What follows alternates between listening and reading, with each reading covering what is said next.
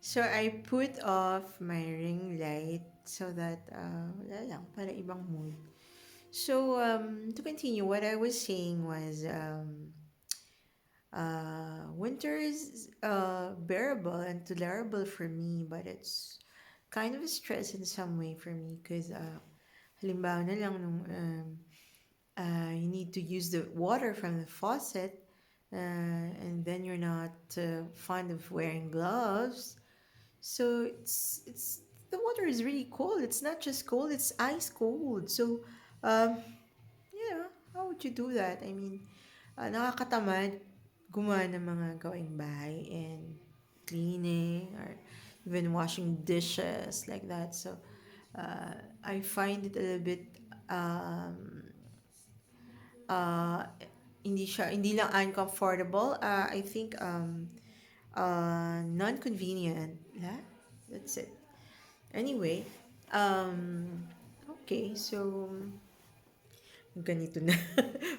Para ano, whenever I am into a later part of my vlog, my PPP, I always like feel um, I always feel like I need something to hold, and this is it. Terno naman siya sa damit ko, diba?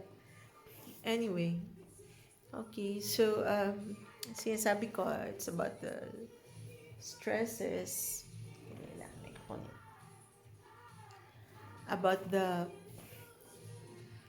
About the stresses that I have. So, yun na nga, adjusting and see. Kasi ganito, parang, tawag dyan, kahit winter, how I wish to wear, like, even pedal or shorts, pero alam mo namang malamig. Mga ganun. And then how you want to wear the sleeveless blouse, kasi madali siyang gumalaw, diba? But you see, you can't do it.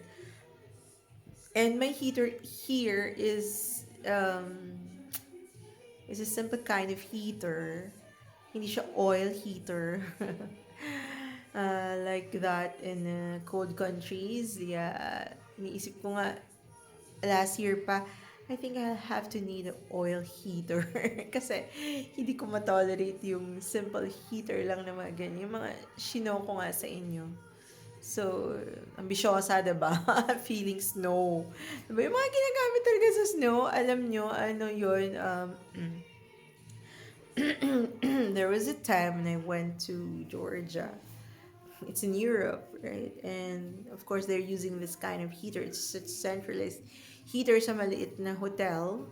Um, hindi ako marunong mag-operate noon. So, I was thinking na, baka yun ang yung maximum niya. And then, talagang malamig lang kasi nag-i-snow sa lugar na yun eh, diba? And although I've been to a couple of winters already, here naman, but hindi nagsisnow. And then, the lowest temperature would be like 5 degrees lang dito. Eh, syempre doon freezing, diba? Kaya nga nagsisnow, no? And then, negative pa minsan yan. So, I was thinking, baka ito lang yung yung maximum niya. So, hindi ko siya, I did not, I mean, I sort of adjusted it, pero parang ano ba to? Parang hindi nagbaba, ganyan. Hindi ko alam ah. I didn't call the reception also, so later na lang, nung parang talaga nanginginig-ginig na ako.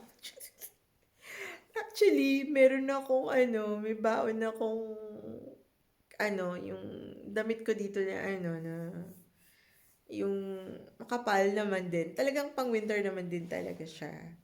Pero I was thinking na sana dinala ko yung mas makapal ko pantulog. Kasi nung gabing yun, parang ano ba to? Hindi ako makatulog, ganyan. Parang nanginginig pa ako. Ganyan, ganyan. Anyway, so you see in very cold countries like in Scandinavia, also they have like longer nights, and it's not that they don't have a day, but yung day nila parang medyo, ano lang, yung siguro dusk or dawn, parang parang gano'n nakita ko sa mga YouTube videos eh. And yan yung famous weather and season na nakaka-depress daw talaga yan. So, hindi ko alam ha. Anyway, maybe I would liken it to, okay, here there are long summers and it's really, nakakainis, diba? It's not that depressing naman kasi meron namang AC, 'di ba? Sabi ko nga may ACs. Kaya lang magastos masyado dahil ipapalinis mo siya. Alam mo, bumili ka lagi. Bumili ka every year. Eh, apat na rooms pa naman. Tapos, um, um, dahil dyan, kailangan mo siyang ipalinis every year, siya may gagastos ka din naman. Anyway. Kasi hindi nga pwedeng hindi. Kasi 'di ba hindi ka pwedeng tumigil sa isang room or sa isang location na wala kang pang pambato sa mainit. Kasi 50 degrees? Ano ba yan? My God, di mo kakayanan, diba? So, it's like with cold also and winter, yeah. So, yung nasa, ano na yun, nasa Scandinavian countries or like, say like, what is that, Norway or Denmark? Wherein, I think Denmark, when they have really long nights for several months, like 3 months, ang iba nga daw, 6 months, I don't know.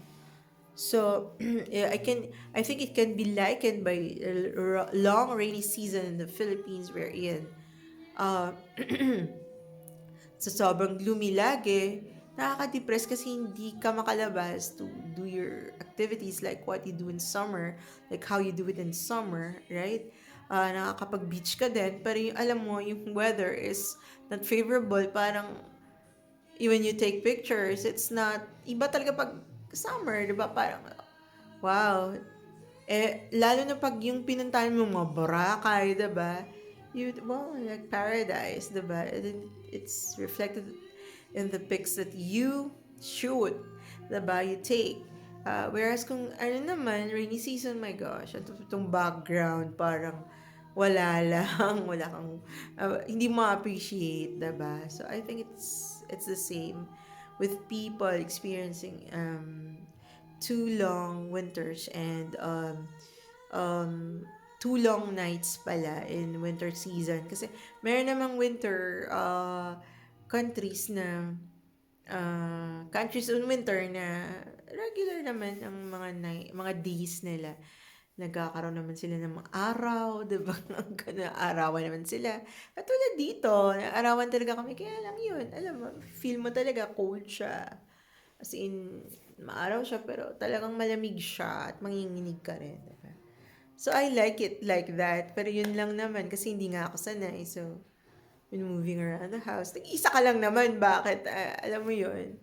Anyway. So, yun ang isa sa mga stresses natin this past few months. Yeah. And then, I really hope this could ease the stress that I feel if I speak up a little. Sabi nga nila, continue speaking on how you feel, just let it out. Ganyan. Para sa mga friends ko, minsan, I just don't wanna talk to my friends anymore because I think nakakaumay talaga. Ano ba tong kaibigan natin? The same complaint. Diba? Alam ko, paano nag-iisa lang ako dito, wala naman akong mga kasama dito. Sino naman kausapin ko? Alam naman. Kaya nga, after all, after exhausting, that's what I mean, after exhausting all of my friends' attention, uh, dito naman ako sa inyo. So, nakakatawa siya, diba? Oh my God, tumatawa-tawa lang ako, pero ako ay inantok na talaga. Nakikita niyo naman sa mata ko, diba? Anyway, because once when I do vlog, I really want to do vlog and I mean to speak, yeah. Sa PPP, diba? Kasi, syempre, this is my only chance. Kasi most of the time, tinatamad ako magsalita. So, this is my only chance. And, uh, Not that it's my only chance. I can speak every day, but I have to make it myself. When I do hold PPPs, diba? And I really have to have um, the tawag dito, the motivation, hindi naman. The what? The push, like, yung reason,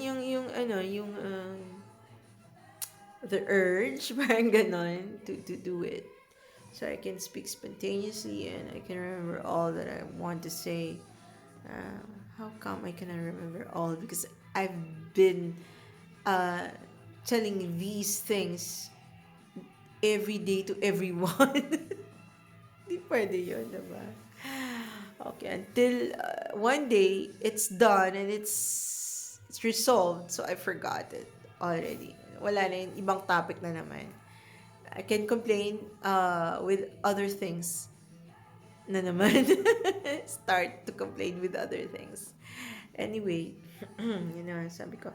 And then there's another thing. Kasi ito, me and my friend, we were planning to go to an Asian country.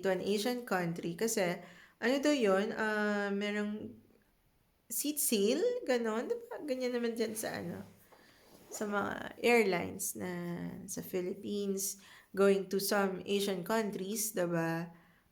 Kahit nga dito sa Middle East, papuntang Dubai, meron may seat sale. Okay.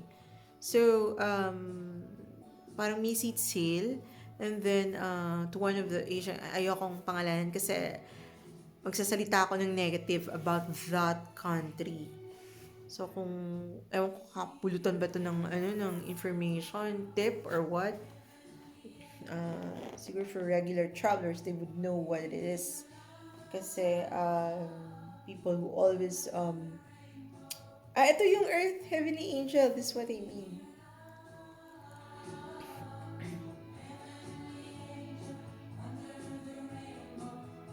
Ito naman, sounds like Bee Gees song. Ayan.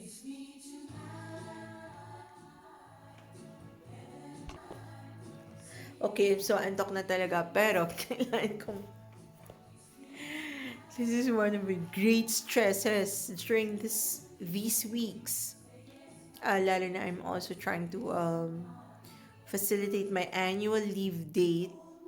Uh, the final date, yeah, the commencement of my annual leave. Napakahirap din kasi I need to wait for the third, the second batch of uh,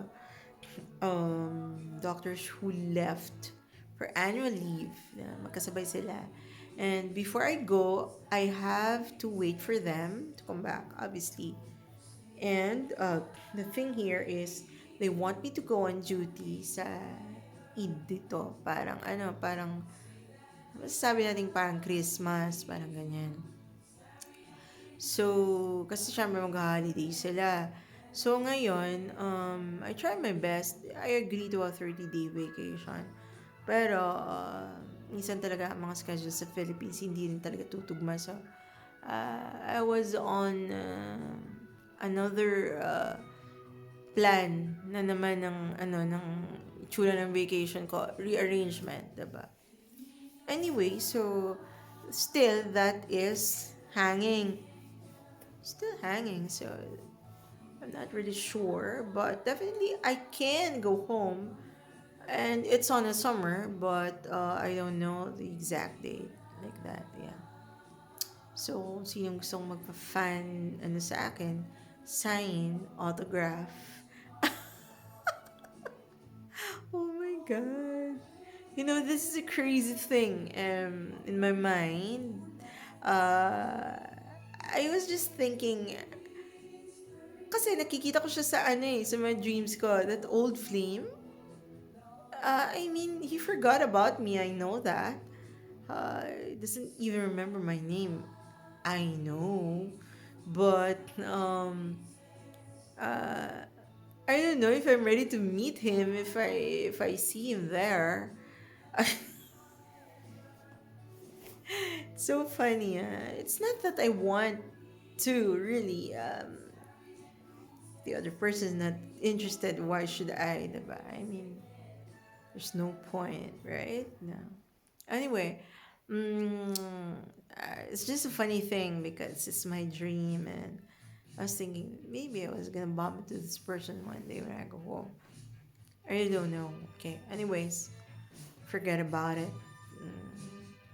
It's a crazy thought, diba? Okay. About that planned vacation. Plano, diba? It's a plan. So, you know what? We were, kasi madami namang, hindi na naman one country destination yung merong seat sale. I think it's two, three, or four, or maybe five, I don't know. But we picked something, somewhere na, sandali lang, ano to? Like a cannonball. This is a dancing song. I never saw them dance to this, but I wish I did. No? Ah, hold me pala. Hold me. Sintonado.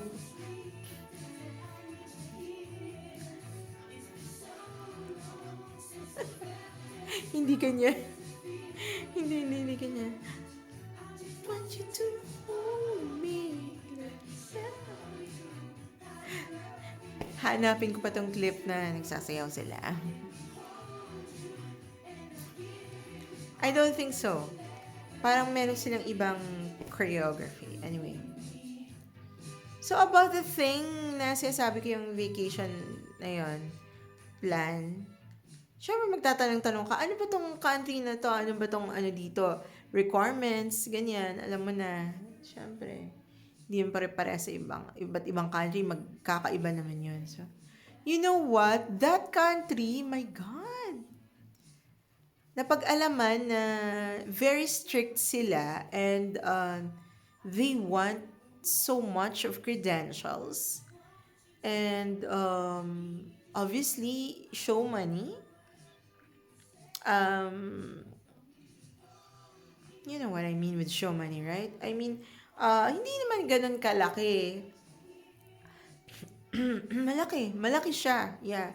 But you see, if you really don't have money like that big also, I don't think you can travel to other countries, right?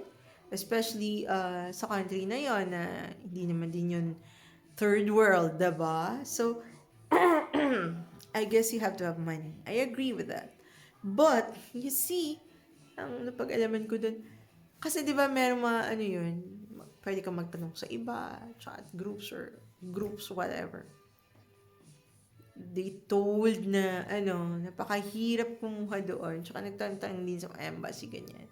Napakahirap daw talaga magpa-schedule ng visa sa country na yon. Napakahirap. They only have like few slots, very few slots. And then you have to be very legit to be recognized and given a chance, given a visa to visit in that country. Ang ano doon nila, ang reason nila is kasi may mga pupunta doon na katulad sa ibang bansa, katulad ng US, baka magti-TNT ka, parang gano'n, alam mo yun. TNT, tago na tago. Sa atin yun, di ba? So, in short, maging illegitimate ka doon. Like, for example, you hold a tourist visa, then you don't want to go home, di ka umuwi. You want to find employment there, you just want to stay there, maybe family ka doon, or what. Obviously, it's a different kind of visa, diba? If you want to stay there with your family, it should be family visa. At saka, kasi hindi ka naman, ano doon, hindi ka naman legal resident doon. I don't know who gives visa. Who will provide you? Kasi dito sa amin, we're working under Ministry of Health. If I bring my family, my immediate family, then the visa would be coming from my employer, Ministry of Health, diba? We will provide it, diba? It's free, yeah, of course. Because in this country, it's allowed you to bring your immediate family. Halimbawa, ganyan din sa country na yan, okay?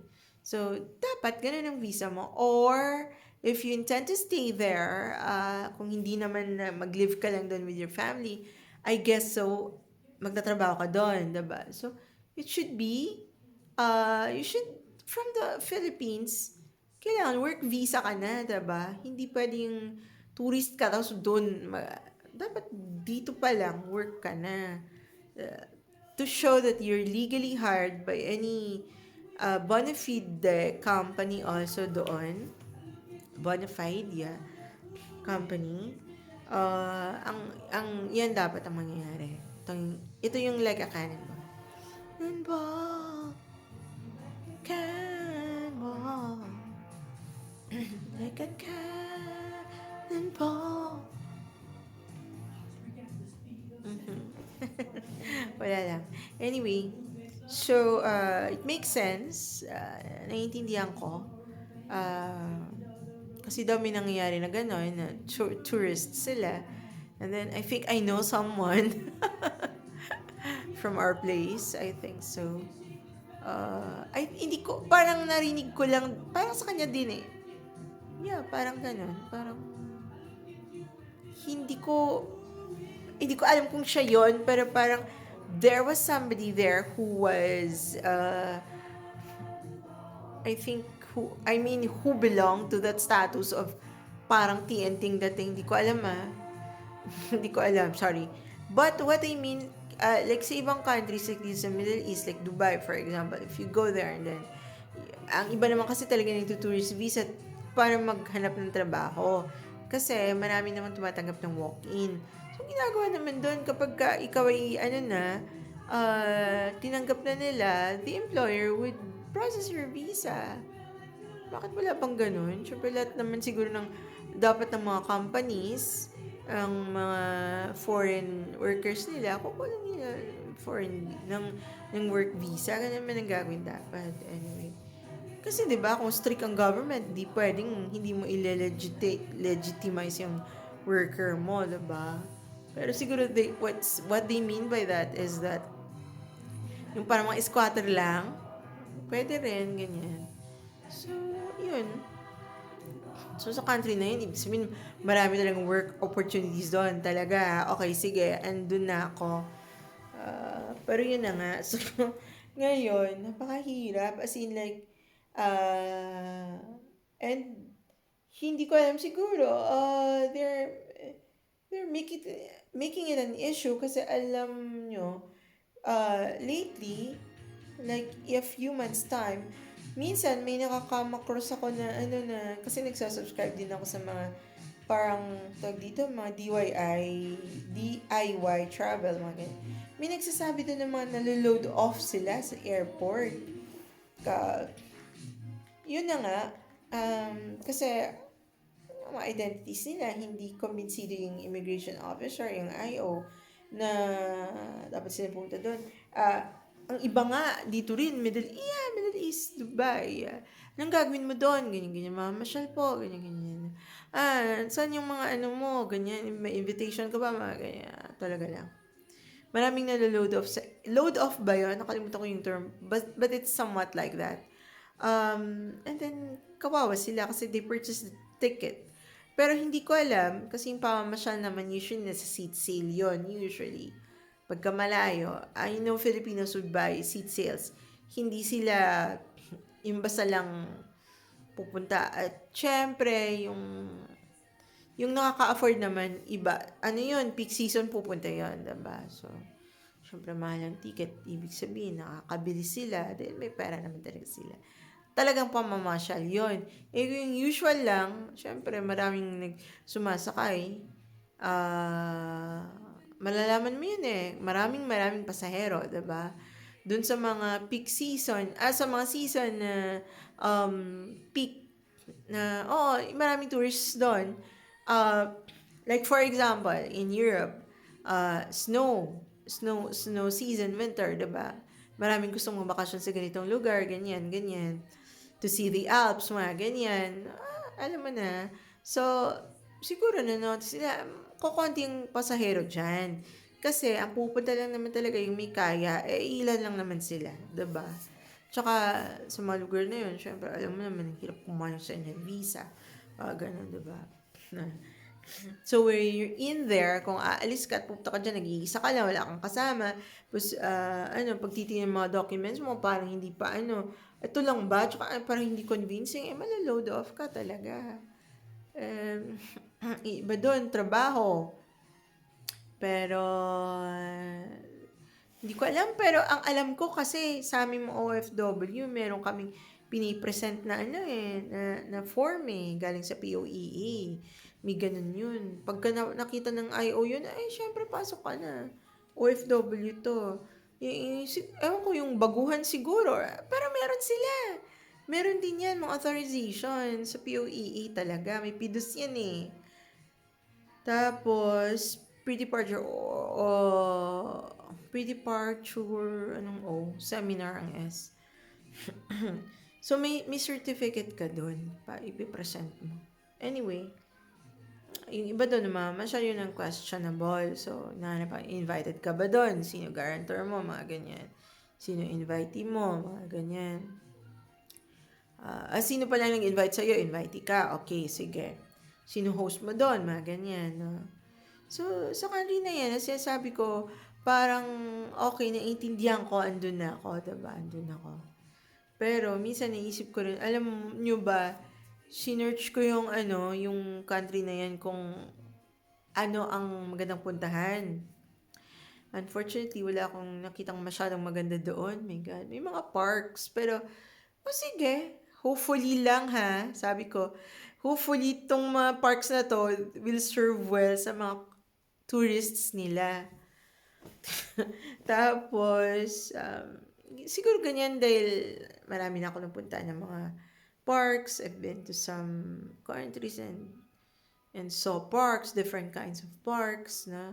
So, park usually, I mean a leisure park usually, hindi yung mga nature park na national park, mountain parks, hindi yan. But even though merong mga resort, may mga ganyan na park na parang resort park, ganyan. Sa Philippines meron din. So I've seen a lot of parks and then obviously flora and fauna. Usually flowers, trees, like that. So I can only hope that for this country na super strict, maganda ang mga parks nila. Secondary, natingnan ko din kasi mahilig ko sa history, museum. So, okay. For me, siguro the only thing is museum. Yun. Culture nila, yun. Hindi naman yung kaparas ng kabilang country, di ba? Okay. And big edifices, historical. So, yun. But apart from kasi yung mga travel naman, other countries yun it will consist of like 5 days. Kasi papunta tsaka pa uwi, di ba? First day and last day. So basically, yung gala-gala, 3 days talaga full, di ba? So, how many parks do you want to go? Yeah. Like 3 days, you want to go to a park lamang? Tapos yung isa doon, ano pa yung sinasabi ko? Museums? You can tour museums in 1 hour or two. If they have like, hindi ko alam, pero okay, if they have 3 museums or 5, you can, you can tour all in a day, right? Anyway, kung ngailangan ka naman ng rest, syempre hindi mo yan makakaya. The only thing there, yun na nga sinabi ko, anong good doon, na parang pwede, yan. And then food, yan, food. So, yung food na yan, nakakain naman yan sa ibang bansa. Siyempre, meron, like tayo, mga Pinoy, meron din tayong restaurant dito. Sa ibang bansa, meron din. Kung popular tayo sa bansang yun, ayan, meron. Basically, kung yan, mga food na yan, nakikita mo na sa mga buffet ng hotels sa ibang bansa. Pero I guess, sige, sabi ko, sige, kung ako naman ang tatanungin, siguro I would appreciate their kind of foods, yeah, different kinds of foods. Tsaka yung pagluto talaga nila doon talaga niluluto, siguro yun na lang. Pero, I mean, it's less appealing to me. Kasi, yun na nga, Nakakain naman yan anywhere. Anyway, hindi ko alam. Maybe it's really different when it's cooked there. When I went to Indonesia, I told my friend, wag tayo dun sa mga hotels or mga restaurants na may chef. Kasi, sabi ko, let's go to the streets na, alam ko yung parang merong mga strips